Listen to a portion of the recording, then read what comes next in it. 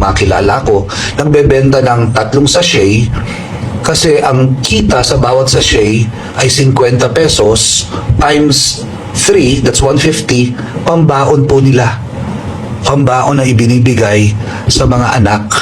So, hindi talaga usaping pang drug addict, usaping pantawid sa kahirapan para sa edukasyon ng anak dahil wala nang pagkakataon. Ibang-iba to sa mga usapin ng mga big time pusher tsaka drug lord. No? Meron akong makilala na nagbebenta ng mga tingi-tingi dahil meron silang porsyento doon at yung porsyento bukod sa pambaon para sa nangangatal na sikmura. Ito yung pahayag ng isang pari na tila ba ang droga ay nagiging pabor sa kanya upang kumita ng gagarampot na salapi, pero hindi niya nakikita ang impact ng droga sa mga kabataan. Marami ng kabataan ang nabaliw, nasiraan ng ulo, nasiraan ng buhay ng kinabukasan. Marami ng mag-asawa ang naghiwalay, marami na ang nalulung sa droga at gumawa ng hindi magagandang gawain sa mundong ito.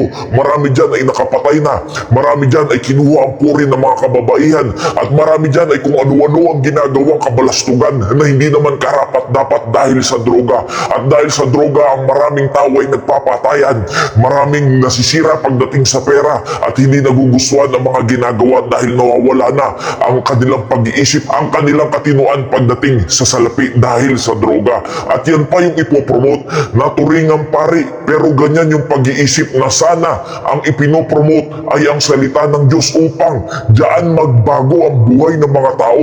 Dahil ang isang tao pag nakakilala sa Panginoon, tiyak may magbabago sa kanya. Hindi man siya umasenso todong-todo financially, pero andyan ang gabay ng Panginoon na sana yan yung inilalatag at ipinapangaral ng pari ito, pero hindi kabaliktaran, ipinopromote pa yung isang bagay na nakakasira sa isang buhay ng tao, ang droga. Sabi ng Biblia, abstain from all appearance of evil. Ibig sabihin, layuan na kahit anumang anyo ng kasamaan. Hindi ba't masama ang droga? Pero yan pa yung ipopromote, i-justify pa na tila ba okay lang yung droga dahil pwede ka namang kumita, magkakomisyon ka ng kaunti at makatulong sa buhay.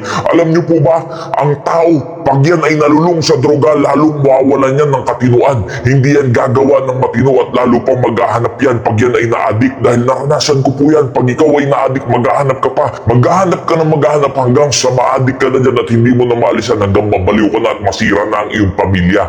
Diyan sisirain ang buhay mo ng droga, samantalang ito ay pinopromote pa na sanang ang ipinapangaral niya ay ang ating Panginoong Jesucristo, na sana ang dapat ipinapangaral ay yung kaligtasan na ginawa ng ating Panginoong Jesucristo upang daan maging dependent ang tao at hindi maging dependent sa droga. Kung ikaw ay tunay na nangangaral ng salita ng Diyos, bakit kaya mong sabihin ang mga bagay na nakasisira sa relasyon sa Diyos kung ikaw ay may tunay talagang relasyon sa Panginoon? At yan, ang isang bagay, ang droga, ang nakasisira sa relasyon sa Panginoon at naglalayo sa pagmamahal ng Diyos. Dahil bakit, tanungin natin ang ating mga sarili, yung gagarampot na kikitain na yan, na i-justify ng paring ito, na okay lang naman dahil pwedeng magkakomisyon at makatulong sa pang-araw-araw, hindi ba kaya ibigay ng Diyos ang pagkain ng tao sa araw-araw? Hindi ba kaya i-provide ng Panginoon ang lahat ng ating mga pangangailangan? But seek ye first the kingdom of God and His righteousness, and all these things shall be added unto you. Ano yung mga bagay na idaragdag sa iyo ng Panginoon? Yan yung mga pangangailangan mo sa buhay na ito kung uunahin mo lamang ang Panginoon. Hindi yung uunahin mo, yung sarili mo lang iniisip at kapakanan mo, at yung iniisip ng iba na tila ba okay lang dahil may komisyon, nakakaunti, pero samantalang sa maling paraan ginagamit. Sabi ni Apostol Paul, hindi lahat ng tama ay nararapat at hindi lahat ng nararapat ay tama. Yes, sasabihin natin tama naman na para pandagdag yan ng kakainin nila para sila ay makakain, pero sa maling kaparaanan at hindi rin yan uubra. Kaya wag mo nang ituloy, wag mo nang ipilit na okay yung bagay na yan, na ikaw na naturing ng pare ay gusto mo pang ipahamak ang maraming tao na ilayo ang relasyon sa Diyos, malulung sa droga at gumawa ng kung ano-anong kabalastugan at maging sakit pa sa ulo ng sanlibutan ito. Yan ang ipinapakain mo sa tao at hindi yan magiging maganda. Kaya mga kaibigan, mga kapatid, mag-iingat kayo sa inyong mga napapakinggan at mga napapanood, dahil hindi lahat na nagaan yung tupa ay tupa. Yung iba dyan ay lobo talaga sa loob nila.